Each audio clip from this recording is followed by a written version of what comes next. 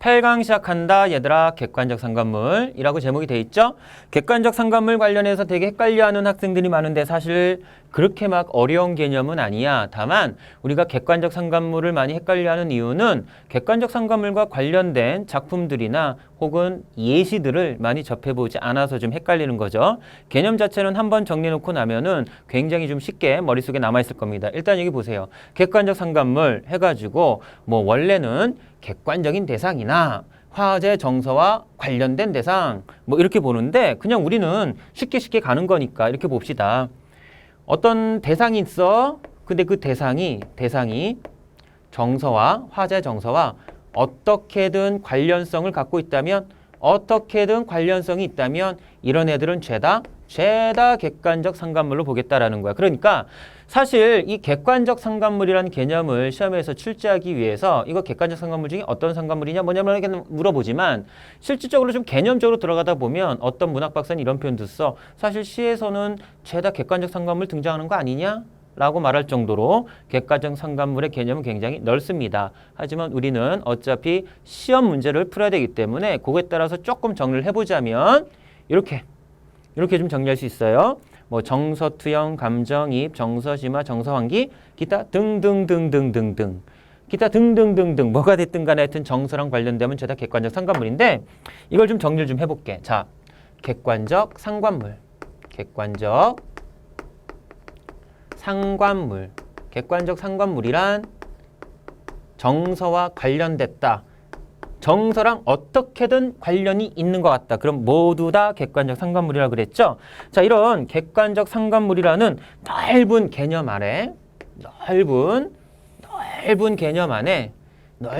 안에 출제자들이 사용하는 몇 가지 좀 개념들이 있습니다. 첫 번째가 여기 나와 있는 것부터 좀 정리할게.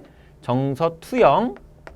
정서가 투영된 객관적 상관물.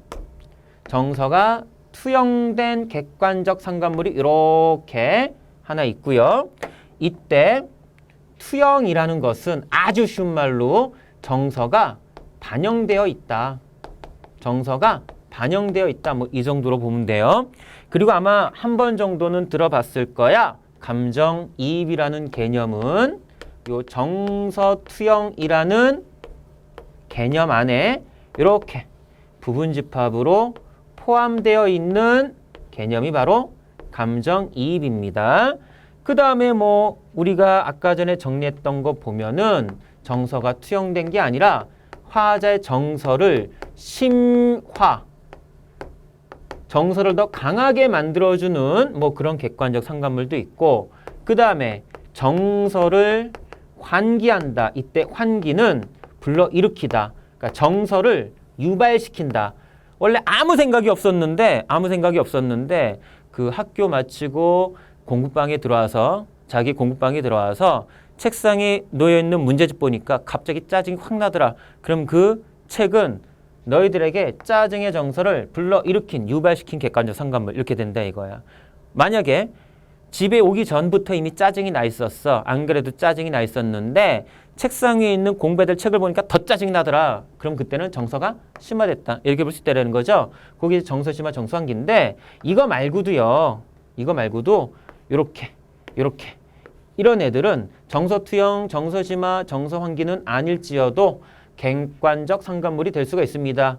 정서와 어떻게든 관련성만 있다면 객관적 상관물이 될 수 있는 애들이고요. 다만 우리가 정리한 정서투영, 감정이입, 정서심화, 환기는요. 출제자들이 많이 사용하는 용어이기 때문에 이걸 좀 위주로 정리한 거예요. 그 중에서 아마 제일 많이 본 게 감정이입일 것 같아요. 그래서 감정이입은 요 밑에다가 좀 따로 빼볼게요. 감정이입 말 그대로 외부 대상에게 감정을 이입시키는 거야. 감정을 이입시키는 거예요.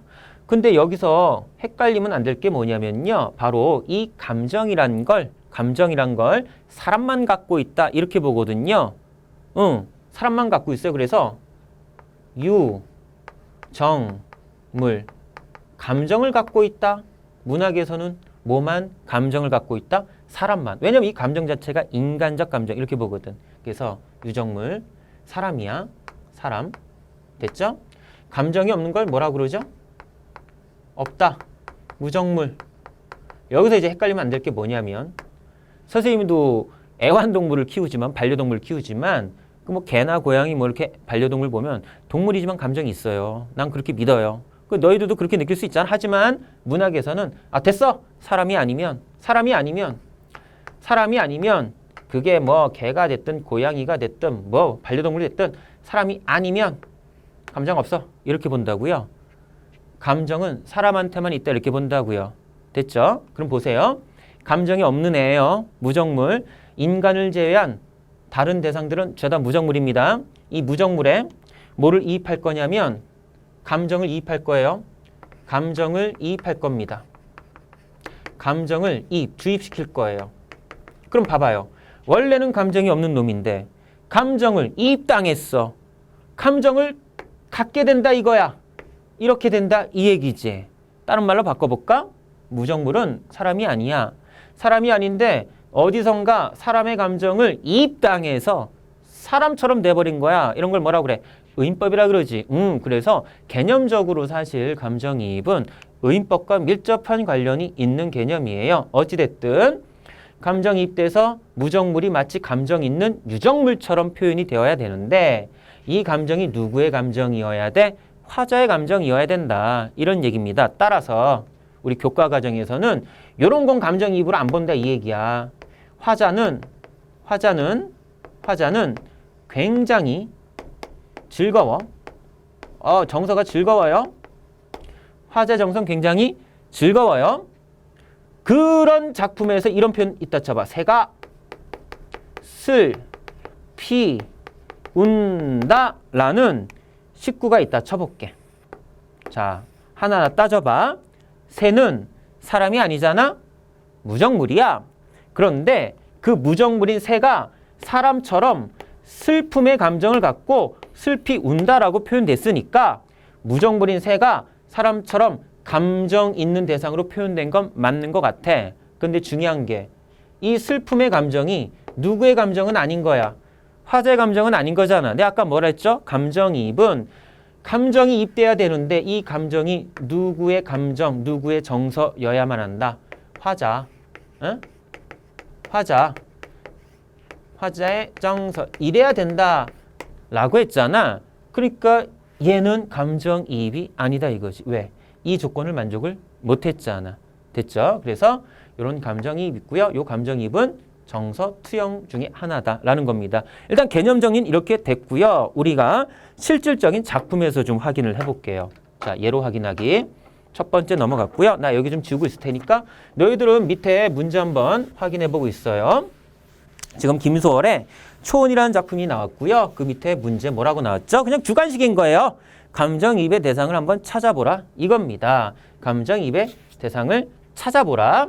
자, 작가는 김소월의 제목은 초혼. 물론 이제 초혼이라는 제목 자체가 장래의식 중에 하나입니다. 어떤 장래의식이냐면 우리는 현대시 기본 중에 기본이니까 좀 얘기를 할게요. 사람이 죽었어요. 사람이 죽으면요. 그 죽은 사람이 생전에 입던 옷을 갖다가 펄럭펄럭 이렇게 막 지붕 위에서 펄럭펄럭 흔들면서 하늘을 향해 그 사람의 이름을 3번을 불러주는 거예요. 철수야, 철수야, 철수야. 뭐 이런 식으로 불러주는 장래의식입니다. 그러니까 제목에서 초혼이라는 게 나왔다면 누군가가 죽었다라고 봐야 됩니다. 볼게요. 자, 산산이 부서진 이름이여, 허공 중에 헤어진 이름이여, 불러도 주인 없는 이름이여. 철수야 불렀는데 그 이름에 주인이 없어. 어디 갔어? 군대 갔나? 아니죠. 죽었다라는 거지. 초혼이랑 얘기를 하면 부르다가 내가 죽을 이름이여. 자, 뭐 이렇게 나왔습니다. 그러면은 헤어졌는데 죽어서 헤어진 거니까 사별의 상황인데 죽어서 헤어지는 거. 우리가 저번 시간에 배운 거 복습 좀 해볼까? 느낌표가 땅땅땅땅 찍혀 있죠? 그럼 이거 정서절제예요? 아니면 격정적이에요? 그렇죠. 굉장히 격정적으로 정서를 표출하고 있고요. 정서가 격정적이다라는 것을 보여주는 대표적 케이스 중에 하나입니다. 어찌됐든 이영가봐. 심중. 마음속에 남아있는 말 한마디 끝끝내 마주하지 못했구나. 뭐 이 새끼 너 돈 갚아 이게 아니라 사랑했는데 이 말을 못했다 이거죠. 이 말도 못하고 대상이 죽었으니 얼마나 슬프겠어. 넘어가 볼게. 자, 붉은 해는 서산마루에 걸렸다. 서쪽에 산이 있고요. 붉은 해가 서산마루에 걸렸다라는 건 해가 서쪽으로 뜨는 거야, 지는 거야? 지는 거야. 지는 거. 복습해 볼게. 해가 져. 상승이야, 하강이야? 하강이고. 굳이 하강적 이미지에다가 상징적 의미나 뭐 이런 의미를 좀 붙여보자면 생성이 아니라 죽음이라 그랬죠? 죽음, 소멸, 쓸쓸함 뭐 이런 거라고 그랬어. 사랑하는 사람이 죽었으니까 하강적 이미지를 통해서 이런 분위기를 형성하나 봐. 그래놓고 뭐라네? 사슴의 무리가 슬피 운다. 야, 이 사슴은 동물이야. 인간이 아니야. 자, 무정물인데 옆에다 정리해볼게. 무정물인데 사슴 무정물이잖아. 슬피 운다라고 마치 인간처럼 슬픔의 감정을 갖고 있는 것처럼 유정물로 표현이 됐어. 그리고 중요한 건 감정이 이입됐는데 어떤 감정이 이입됐죠? 슬픔의 감정이 이입됐고 이 슬픔은 바로 사랑하는 임과사별한 누구의 감정이다? 화자의 감정이다. 따라서 사슴의 무리도 슬피 운다. 이거 감정이입이죠. 자, 계속 좀 가볼게요. 떨어져 나가 앉은 산 위에서 나는 그대 이름을 부르노라. 서름, 서럽대 뭐 여기 나오네. 서름에 겹도록 부르노라. 서름에 겹도록 부르노라. 부르는 소리는 비껴가지만 하늘과 땅새가 너무 넓구나 하면서 뒤에 봅시다. 선체로 이 자리에 내가 돌이 되어도 부르다가 내가 죽을 이름이여 사랑하던 그 사람 하면서 났습니다. 그래서 여기 감정이입의 대상은 사슴의 무리. 자, 이게 되는 거고요. 잠깐 보세요. 사슴이 있어요. 뭐 사슴의 무리라고 하지만 사슴 한 마리만 좀 그려볼게. 사슴 한 마리만 그려볼게요. 사슴이 있고요. 꽃사슴을 할까요? 뭐 사슴이 있어. 화자가 있어. 화자. 사랑하는 이미 죽어서 굉장히 서럽고 슬픕니다. 지가 슬프다 보니까 사슴도 마치 사슴의 무리도 마치 어떻게 슬피 우는 것처럼 보이는 거야. 사실 문학적으로 보면 개념적으로 보면 사슴은 감정이 없는 애잖아. 근데 사슴이 슬피 우는 것처럼 보여. 왜죠? 슬픔의 정서가 반영, 투영됐기 때문이죠. 정서 투영입니다. 그리고 정서 투영 중에서도 아까 전에 우리가 정리한 것처럼 무슨 입에 들어가는 애죠? 얘는 정서 투영 중에서도 감정 이입이라는 거죠. 됐죠? 됐죠? 자, 그러면은 이제 예로 확인하기 2번 가볼게요. 많이 본 작가네요. 백석.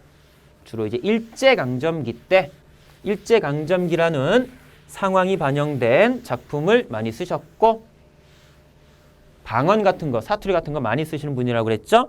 제목 여승, 여자 승려입니다. 여승은 합장하고 이 장이 손바닥이에요. 손바닥 모고 이렇게 절을 했다. 가지치 산나물에 냄새가 났다. 왜냐면 이제 실질적으로 그 스님들은 고기 못 먹잖아요. 가지치 나물만 드시나 봐요. 냄새가 났다. 쓸쓸한 낯이, 쓸쓸한 얼굴빛이 옛날같이 늙었다. 종교적인 어떤 그런 대상인데 쓸쓸해. 아주 어떤 뭐 종교적인 그런 구원이나 그런 걸 받지는 못했나 봐. 이런 여승을 바라보는 화자도 서러워졌다. 화자의 정서, 서러움. 나왔죠? 나왔죠? 여승이 있어요. 여승. 머리 빡빡 미셨겠죠? 머리 빡빡 미셨겠죠? 근데 얼굴이 쓸쓸한 거야. 종교에 귀했는데도 쓸쓸한 거야. 이런 여승을 바라보는 화자 정서도 서럽다. 평안도의 어느 산 깊은 금전판 나는 파리한 여인에게서 옥수수 샀다. 여인은 나이 어린 딸아이를 때리며 가을밤같이 차게 울었다. 옛날에 옥수수 산 적 있나 봐. 어떤 여인에게서. 이 여인은 딸아이 때리며 울고 있었대. 됐죠? 뭔 얘기인지 한번 계속 가봐요. 섣벌, 일벌입니다. 일벌처럼 나아간 지아비. 남편 기다려 10년 지나갔다. 남편 돈 벌어온다고 나갔는데 안 와. 10년 지났어. 지아비 돌아오지 않고 어린 딸은 도라지꽃이 좋아 돌무덤으로 갔다. 어린 딸 돌무덤으로 갔다. 도라지꽃 거꾸로 간 게 아니라 죽었다라는 겁니다. 어린 딸의 죽음을 의미하는 거죠. 산꿩도 서럽게 울은 슬픈 날이 있었다. 여기 밑줄 쳐볼까요? 산꿩이 서럽게 울어요. 꿩은 무정물인데 서럽게 울었어. 산절의 마당귀에 여인의 머리털, 머리카락이 눈물방울 같이 떨어진 날이 있었다. 그럼 이거네. 화자가 지금 본 여성 있잖아요. 쓸쓸한 얼굴빛을 하고 있는 이 여성. 처음 본 게 아니라 예전에 봤어. 언제? 옛날에 이 여자한테 뭐 샀던 것 같아. 옛날에 이 여자 뭐 하던 여자야? 옥수수 팔던 여자야. 옥수수. 그땐 당연히 여성이 아니니까 머리가 미안합니다. 이거 머리예요. 머리예요. 부천이고 후광이 아니라 머리예요. 머리가 길었겠지. 누구 있었고요? 나열인 딸이 있었고요. 그 나열인 딸을 때리며 울고 있었대. 남편 어디가? 집 나간 지 오래됐대. 아, 잘려서 안 보이는구나. 그쵸? 밑에다 쓸게요. 지금 이제 여성이고요. 머리 빡빡 깎았고요. 예전에 잘 됐다. 머리털 이상하게 그렸었는데. 머리털. 아이고 이렇게 그려도 뭐 그러네. 옥수수 팔던 여자야. 옥수수 팔던 여자. 화자는 옛날에 이 여자한테 옥수수 사 먹었어. 근데 그 당시에도 이 여자 막 울고 있었거든. 딸 때리며. 왜? 남편 나간 지 10년 지났고 막 그러니까. 그리고 딸 하나 있었는데 이 딸 살아서 죽었어. 돌무덤 같다. 지징 죽었어요. 그래서 이렇게 살아서 무엇 하나 해가지고 머리 깎네 지금. 그쵸? 머리 깎고 현재 여성이 된 거고. 그럼 봐봐요. 이런 여성을 향한 화제 정서가 아까 서러움이었잖아요. 그 서러움의 정서가 산꿩에게 이입돼 갖고 아무것도 모르는, 문학에서는 무정물로 보잖아. 동물을 아무것도 모르고 아무 감정 없는 산꿩이 서럽게 운다 그랬으니까, 자, 감정이입의 대상은 뭐가 될까요? 산꿩이 되겠죠. 산꿩. 자, 그 다음에 이제 세 번째 작품으로 넘어가 봅니다. 근데 세 번째 작품은요, 우리가 처음 보는 작품은 아닌 것 같아. 그 풀벌레 소리 가득 차 있었다 해갖고 예전에 한번 본 것 같긴 한데요. 일제강점기 얘기하면서 보겠습니다. 일단 문제 자체가 풀벌레 소리가 객관적 상관물이냐라고 물어봤어. 그럼 객관적 상관물 자체를 어려운 개념으로 보지 말고, 봐봐. 어려운 개념을 보지 말고 그냥 이거 물어보는 거야. 야, 이 풀벌레 소리가 화제 정서랑 관련되냐? 어떻게든 정서랑 연결시킬 수 있는 그런 애니? 라고 물어보는 거야. 그 이제 감정이입 우리가 여태까지 봤던 개념이니까 요거 물어보는 거고요. 자, 그럼 한번 볼게요. 저번에 한번 봤던 작품이니까 빨리 넘어갈게요. 자, 우리 집도 아니고 일갓집도 아닌 집, 고향은 더욱 아닌 곳. 그래갖고 요거 일제강점기 때 뭐라고 배웠어? 일본 아이들이라 표현하기 좀 그렇죠? 일본 놈들의 수탈 때문에 조선에서 살 수가 없으니까 저 만주, 시베리아 이런 쪽으로 어쩔 수 없이 유랑하며 살아가는 그런 상황이다. 타지했다 이거죠? 아버지 돌아가셨는데 세상에 침상도 없는 상태에서 돌아가셨다. 그래서 편안한 죽음이라기보다는 비참한 죽음이라 그랬잖아. 그럼 일제강점기 뭐 뒤에 뭐 나오잖아. 뭐 노령 뭐 이런 거 다 저번에 했었잖아. 그지? 뭐 러시아, 만주, 시베리아 이런 쪽 유랑하다가 아버지가 돌아가셨어. 화자 얼마나 슬프겠어. 근데 갑자기 무슨 얘기해? 풀벌레 소리 가득 차 있었다. 뭐 이런 얘기를 하고 있다는 거야. 됐죠? 그럼 봐봐요. 상황 자체가 어떤 상황이냐면 아버지 돌아가셨어. 뒤에 잘 볼래? 마지막에 어떻게 나오지? 마지막에 우리 아빠 돌아가셨네 하고 담담한 게 아니라 슬퍼. 울고 있는 거잖아. 그쵸? 그러면서 또 여기서 뭐라고 그래? 불벌레 소리 가득 차 있었다. 뭐 이런 얘기를 하고 있단 말이야. 그러니까 어떤 상황으로 봐야 되냐면 되게 슬퍼. 되게 슬픈데 풀벌레 소리가 이렇게 난다는 건 주변이 되게 고요했다라는 거.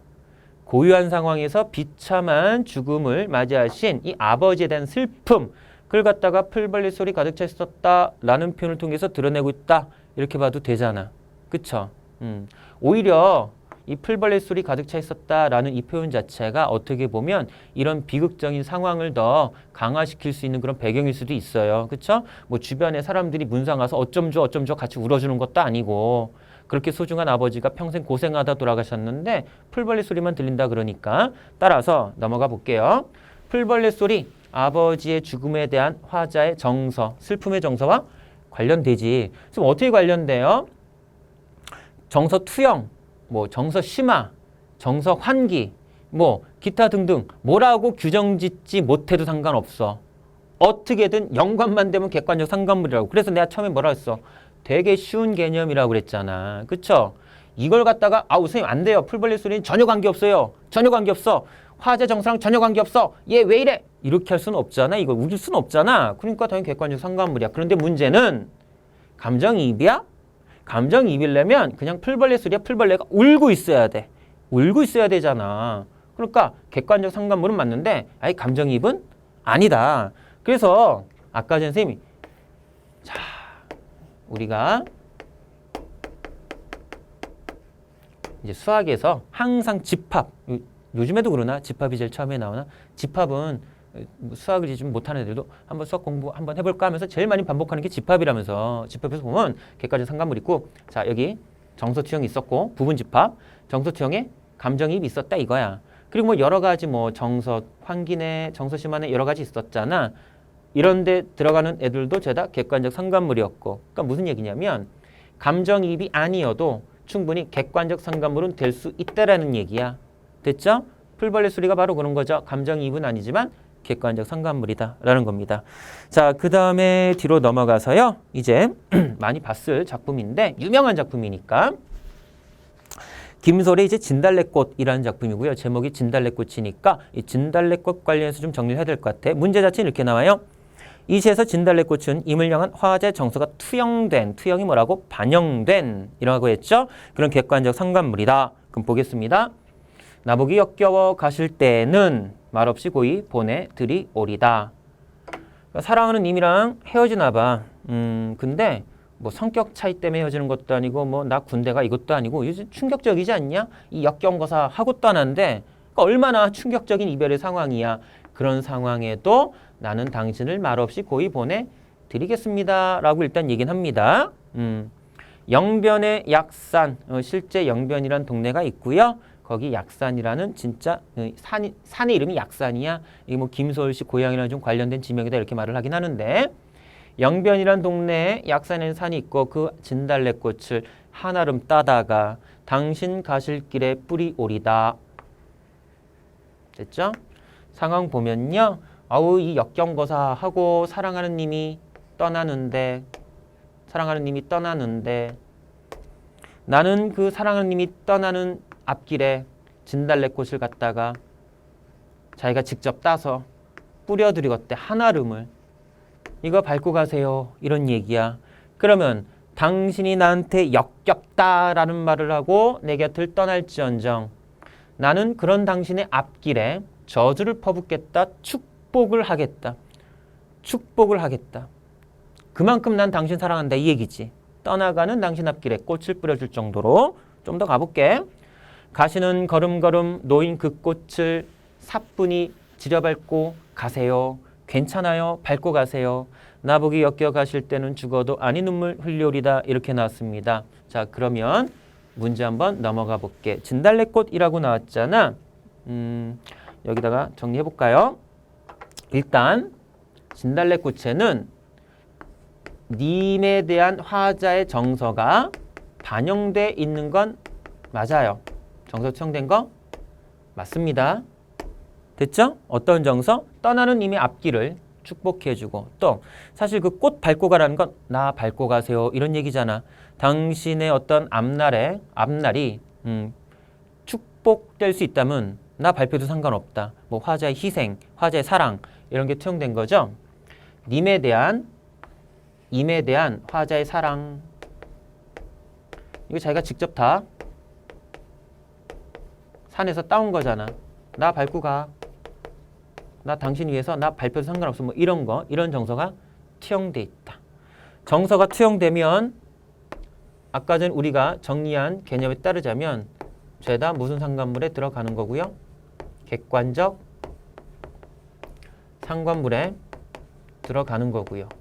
정서 투영이면 죄다 객관적 상관물. 다시 해줘? 다시 그려줘? 객관적 상관물이야. 이 안에 정서 투영이 이렇게 부분집합이야. 그러니까 정서 투영은 무조건 객관적 상관물에 들어간다 이거지. 자, 그러나 두 번째, 이 진달래꽃이 화자의 정서가 투영된, 반영된 어떤 정서가 반영된? 뭐 예컨대 이런 정서들이 반영된 객관적 상관물은 맞는데 이걸 만약에 감정이입이다 라고 하면 당연히 이건 적절하지 않죠. 됐어요? 그러면 일단 요 답은 O가 되는 것이고 객관적 상관물, 넓은 개념, 이 안에 정서 투영, 정서 심화, 정서 환기, 기타 등등등등. 그리고 정서 투영 안에 감정이입 이렇게 들어갔잖아. 그럼 진달래꽃은 여기서 어디 들어가는 거죠? 여기 들어가는 거죠? 정서 투영이야. 감정이입은 아니야. 정서 투영이니까 객관적 상관물 되는 거. 이렇게 들어가는 애다 이겁니다. 그래서 우리가 지금 객관적 상관물 하면서 여러 가지 케이스들을 확인해 봤습니다. 시를 해석할 때 선생님이 이런 얘기 많이 했어요. 자꾸 막 문학을 전공하는 사람처럼 멋있게 해석하려고 하지 말고 누구나 해석할 수 있는 수준에서 화자가 말하는 것을 있는 그대로 해석하시고 특히 서술어하고 수식어 유의하고 그러니까 어려운 표현들은 출제자가 문제에서 줄 거다. 우리가 쉽게 해석한 거랑 출제자가 준 거랑 우리는 연결만 시켜볼 수 있는 능력, 그런 능력만 있으면 된다. 객관적 상관물도 마찬가지야. 막 옛날에 중학교 땐 뭐 비유법, 의인법 이런 용어는 배워도 객관적 상관물 이런 용어는 배운 적도 없고 왠지 말 자체도 좀 어렵게 느껴지고 그래서 왠지 모르게 진짜 뭔가 심오한 그런 개념일 거라 생각해서 좀 어렵워요라고 생각을 하고 있었다면 요번 기회에 아니다. 그냥 정서랑 관련되면 죄다 객관적 상관물인데 객관적 상관물 중에서도 이제 어떤 케이스에 들어가느냐 그런 것만 좀 알고 있으면 객관적 상관물 관련해서는 크게 어렵지는 않을 것 같습니다. 자, 다음은 이제 다음 강좌는 9강으로 넘어가고요. 9강에서는 이제 여러 가지 표현법들 사실 그 현대시에서 아이들이 많이 틀리는 건 해석에서도 많이 틀리지만 표현법도 많이 헷갈려 합니다. 표현법도. 그 너희들이 그 국어의 훈련을 지금 풀어봤을 때 해석 부분에서 틀린 것도 있지만 표현법에서 틀린 것도 많았을 거라고. 근데 문제는 뭐냐면 해석은 작품이 어려우면 누구나 다 틀릴 수 있어요. 공부 잘하는 애들도. 근데 우리가 다음 강 9강에서 배우게 될 표현법은 다 맞춰야 될 문제야. 그리고 시간도 많이 투자 안 하고 시간 적게 투자한 상태에서 정답을 맞춰야 되는 파트가 표현법이기 때문에 어떻게 보면 되게 중요한 부분이 또 표현법입니다. 그래서 다음 시간에 표현법 공부할 때 다시 뵙겠습니다.